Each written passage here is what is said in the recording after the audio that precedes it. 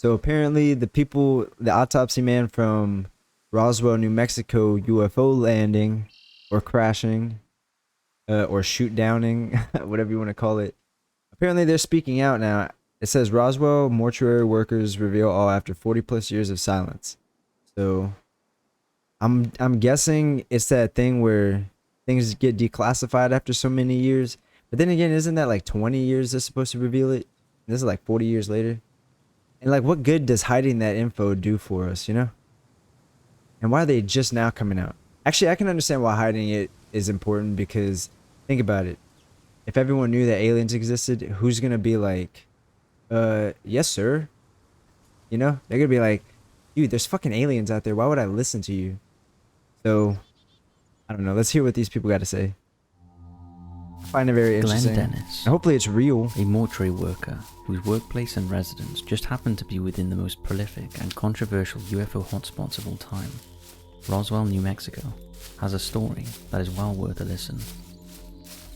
What did Glenn see that forced him to tell his terrifying tale? It says after more than workers 40 years of silence.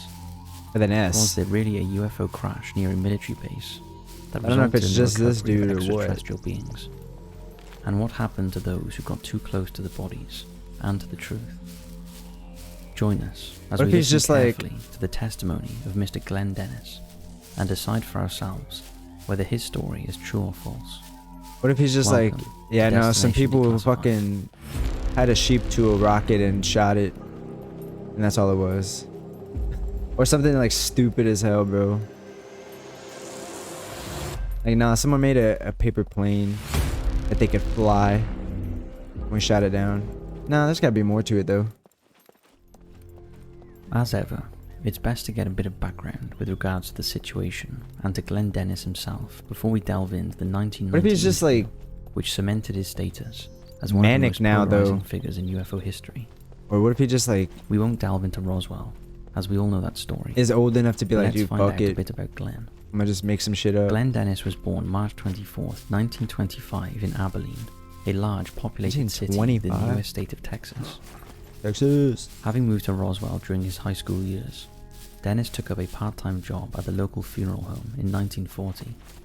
where Dude, he you know worked what's as an crazy? assistant. I was actually thinking about that the other day. I was like, you know, there's a lot of people that have very dangerous jobs, but then there's also people that have like just insane jobs, like people that have to deal with dead bodies, or people that have to deal with butchering animals for food. People that like anything you can think of that people produce or make or anything, like people have jobs for that. It's just crazy. Because it's like, even if you would never do it, there's someone out there that is doing it. So, and I think that came across my head too. I was like, funeral homes and mortuary people, like, who decides, yeah, that's what I want to do? I mean, maybe you grow up around that shit because your parents were, but then it's like, how did they get into it? And what made you so fascinated?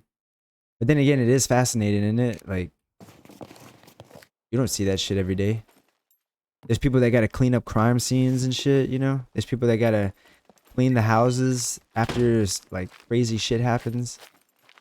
I don't know, bro. There's a lot of crazy jobs out there. into the mortuary staff, as well as studying at Roswell High. Upon graduating, Dennis was excused for participating in military service due to hearing impairments, and so he continued working in the Ballard Funeral Home, taking up an apprenticeship as an embalmer. Much to his delight, Dennis graduated from the San Francisco College of Mortuary Science on the And what do you think 22nd is on his mind when he gets home? Like, you think he really be taking people seriously? Or maybe it makes him have like a little more respect. And he's like, bro, like anyone could die at any moment. From even like a heart attack or just really anything, you know? So I don't know, maybe it makes you appreciate life better too. Or of more. December 1946, and quickly got to work in his new role of the home's military contracts. He would regularly attend the Roswell Army Airfield's ambulance and mortuary divisions to assist with those unfortunate souls who perished whilst in combat or training missions. The site would That be too, renamed dude. Walker Air Force People gotta Base clean up in war 1948. war zones afterwards. During his time at Ballard, the young man became extremely meticulous and attentive to not only the bodies of those within the mortuary, but to the notes, records, and logging of information for each and every body that passed through its doors. This would come in handy later on. Absolutely. After only a year of working at the funeral home and in partnership with Walker Air Base, Dennis would encounter something that would stay with him for the rest of his life and remain a secret for more than 40 years. Aliens. Dennis would state that only his father, for whom he was extremely close, and the American nuclear physicist Stanton Terry Friedman, a professional ufologist, were privy to his story before he agreed to be interviewed for television in 1990. Though many question the testimony of fellow UFO witness Gerald Anderson, the man who was allegedly present at the original crash site of the now world-famous Roswell incident. Who was there? Dennis would stick to his story and bravely put himself in the spotlight, albeit under the name W. Glenn Davis. The interview in question was filmed and uploaded onto the United States National Archives website under an anonymous author and is seemingly the only unedited record of the conversation that was conducted by the unseen and unnamed interviewers. Oh man. Dennis appears calm, collected and happy to discuss the events that took place as he sits in front of a curtained background with his arms folded, awaiting the first question. If one wishes to watch the conversation in full, who locked this which bitch? we'll put a link in the description to, it is evident from the outset that the manner in which the interview is conducted is not professional in any way. If there's nothing in From there. sound issues to retakes and Do I get the interruptions, lock if I... Oh, the that was my only 40-minute lock pick? video is as raw as it gets, and worth a second view at least. And so, with the camera rolling, Dennis begins to tell a tale that dates back to 1947, to a time where flying saucers, aliens and conspiracy theories would dominate the headlines. He lives in and here, scare bro. many people, including Dennis, for life. Somebody lives in here. The day started like any other. Boarded It was up the around windows. 1:30 p.m. on a Sunday afternoon in July. Oh, maybe not. When Dennis received a telephone call whilst This is the tending one to I his just duties at the checked, funeral yeah? home by an officer at They're the probably Walker gonna Air lock and this Army down, base. maybe. As mentioned, this was Maybe not they uncommon, were. and so Dennis prepared himself to They hear might have got about raided. another unfortunate death within the ranks of the US military and Air Force, and readied himself to be asked to go down and help. However, the questions asked of him rendered him confused but alert to a mystery that would continue throughout his life. You think he'll end up dead after this? Dennis recalls being asked by the officer what would be the smallest possible casket that could be hermetically sealed, which means to make something airtight. After careful thought, he replied that the minimal airtight dimensions would be 3 foot 6 inches. After 45 minutes, another call came through from the Wonder same why- officer. Why with they would another even make question. that What airtight? preparations That are small of made airtight? and what procedures are carried out to decomposing bodies that have been exposed to various elements. Dennis answered the questions accordingly by going through the due process, such as filling up the storage vats with formaldehyde solution and water to preserve the bodies for 24 hours. From there, he would use sawdust and lime to wrap them up and aspirate the cavities. The officer seemed a little baffled by the detailed procedure and asked what difference all of this would make to the blood, skin and internal chemicals within the decomposed bodies, and if there was a risk of high contamination, which in the words of the officer was for future reference. At this point, Just in case. Dennis was beginning to suspect something serious was going on in the Pathetically base speaking. and proposed a short-term solution of sourcing as much dry ice as possible to help preserve the bodies, and offered 2 or 3 times to drive down to the base and help, Flash freeze an it. offer which was bluntly rejected. I have no water, I have no drink. A few hours later, Dennis received yet another call from the base. This time he was asked to Potatoes attend got the care water of in a 'em. severely injured airman who may perish by the time he got to the site. Already curious as to the mysterious nature of the previous telephone calls, Dennis grabbed his coat and headed for the medical headquarters, where he normally reported to.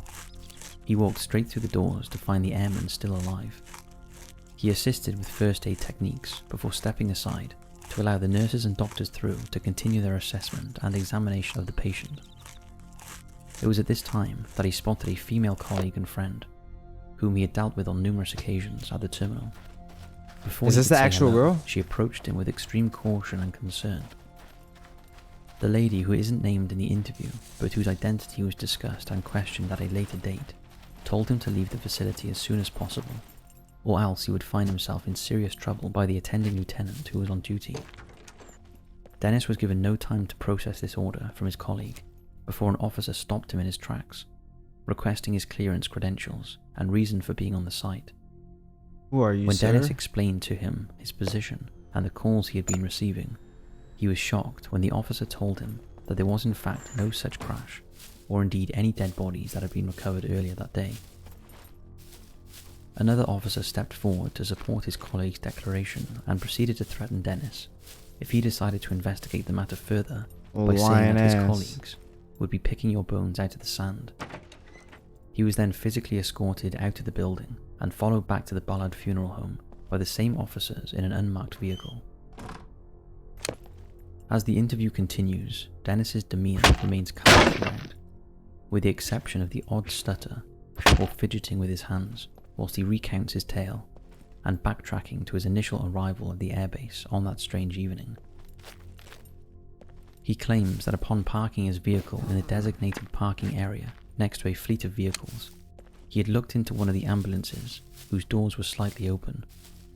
Damaged debris consistent with that of aerial crashes was visible inside and measured approximately 2 feet by 3 feet in length. How do you know it's aerial? According to Dennis, it looked like stainless steel with a bluish resin and resembled the shape of a canoe.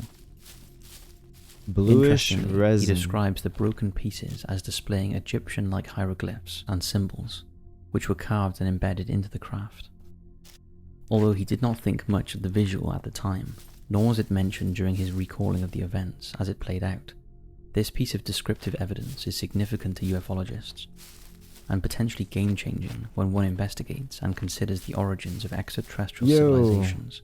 You remember when there was that meteor that came really close to Earth?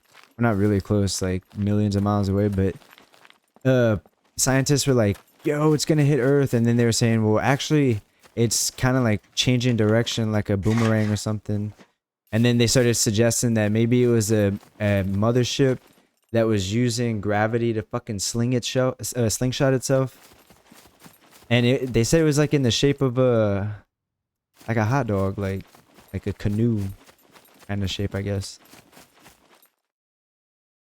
I remember that. Do you remember that? I remember that. Or life forms.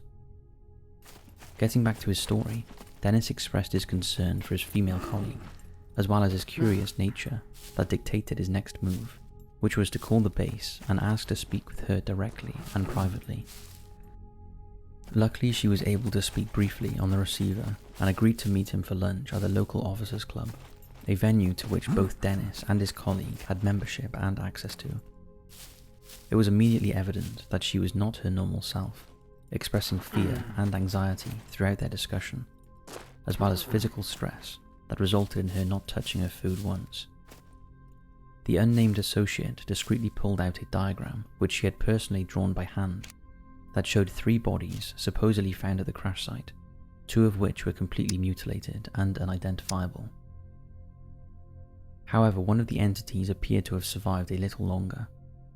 Each of the corpses were between 3 foot and 4 feet tall and resembled a creature or animal rather than displaying human characteristics.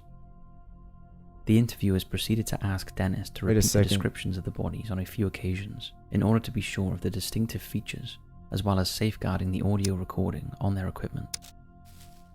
Dennis proceeds to explain and describe what he saw on the drawings.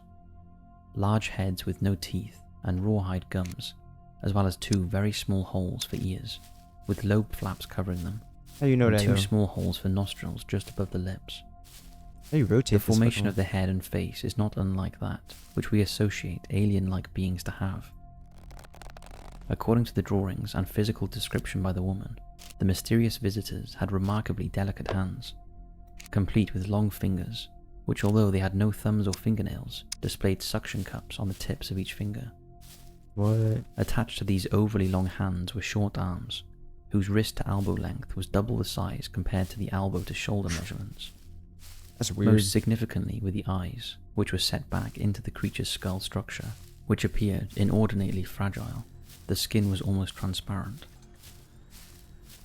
The beings were not clothed, nor were they distinguishable by age or sex, something that Dennis remembers very well, and unlike anything his female colleague had seen before in all of the years working in the military.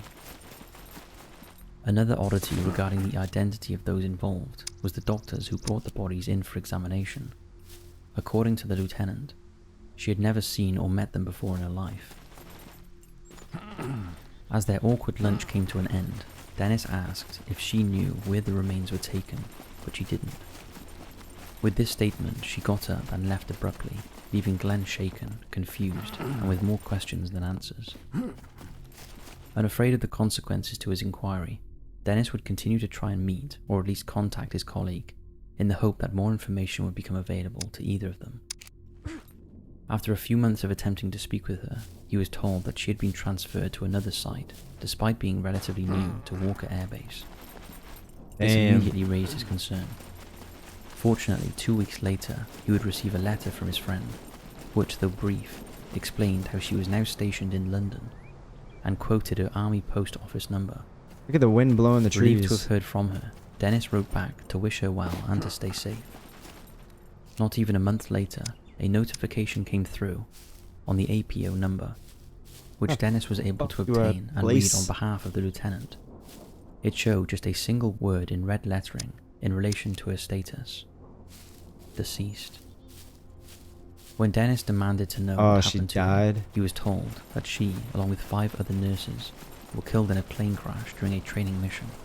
Dude, hold up. When asked if he accepts this to be the truth. I heard plane crashes. I mean, I keep hearing different kind of statistics, but the latest one I heard that kind of made me go like, what? I don't even know if it's real, but it kind of sounds like a cool statistic.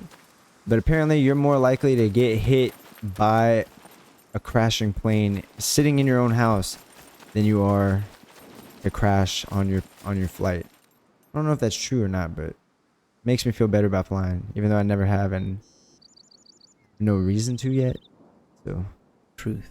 He categorically states that he doesn't believe the narrative whatsoever, and wishes that she is alive and well somewhere, and hopes to see her again.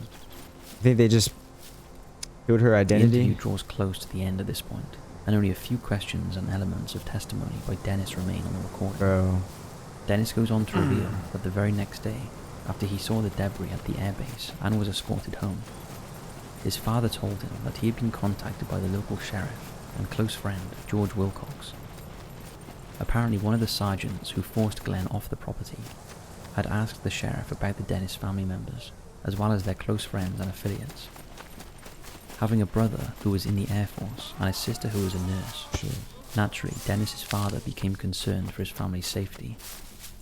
It was then that he told his father the story of what happened, a secret both men would keep for a very long time. As the interview comes to an end, there is enough time for one last question surrounding the information and documentation that Dennis prided himself on keeping up to date and securely stored. When Ballard Funeral Home was sold years later, all of his military files, including the copies and drawings of his friend, had suddenly gone missing before he could they're retrieve trying to wipe him out, bro. Coincidence? Dennis certainly thinks not. so. This is where the interview ends. Nah, bro, they're trying to wipe him out. In 1991, Dennis founded the International UFO Museum and Research Center in Roswell, New Mexico. Although he would appear in the hotline segment of an episode of Unsolved Mysteries, which featured the Roswell UFO incident. His interview would develop a cult following and get people talking, even to this very day, on the validity of his testimony. His account was prominently featured in the 1992 book Crash at Corona, as well as The Truth About the UFO Crash at Roswell, published in 1994. But I guess skeptics have naturally reviewed the video and offered their opinion on Dennis's story. Carl Flock and Kevin Randall, both ufologists and investigators, note some inconsistencies which they claim to have found, including the identity of a nurse who Dennis claimed was a witness to the alleged alien autopsies, and the need for Dennis's own involvement in any embalming process. Another book, which recounts the events that took place in 1947, Witness to Roswell, Unmasking the 6th-Year Cover-Up by Thomas Carey and Donald Schmidt, published in 2007. The credibility of Dennis is called into question due to him providing researchers with a false name of the female lieutenant. They state, his surprising and disappointing response was, "I gave you a phony name because I promised her that I would never reveal it to anyone." Carey and Schmidt go on to say that Dennis was found to have knowingly provided false information to investigators and must technically stand impeached as a witness. Sadly, Glenn Dennis died in 2015, No. aged 90, having only spoken to a limited group of people about what he supposedly witnessed that day in July 1947. He maintained to the very end that what he saw and reported was the truth, and took this declaration to his grave. What do you think? I don't In a know, world dude. where everything we say and write is scrutinized, taken out of context, or manufactured to fit a certain narrative, it may be, perhaps, that the biggest conspiracy of all is not what we say, but what we want to hear and believe as truth. You may not have heard of Glenn Dennis or his story, Fresh but water. perhaps there is reason for this. We I hope don't you know, enjoyed man. this episode of Destination Declassified. If he got and we look forward to inconsistencies, seeing you in the next he kind one. of just did describe As what ever, everyone keep says searching aliens are. and asking questions. Right? It's kind of like he's saying the same shit that everybody has been saying about aliens and how they look and stuff. So, I don't know. I never heard of the whole double the size from the wrist to the elbow is double the size of this from your shoulder to your elbow. I don't know. I never heard that one. And then what else did he say that was different? That's really it, right? And that's not even different. That's just I never thought about that. And then yeah, he's got that. I mean, she probably died. It just sounds so much like a movie or something. But what if that shit really does happen, bro? I wouldn't doubt it if it did. I don't know. I do not know, man. I guess that's for everybody to decide though, right?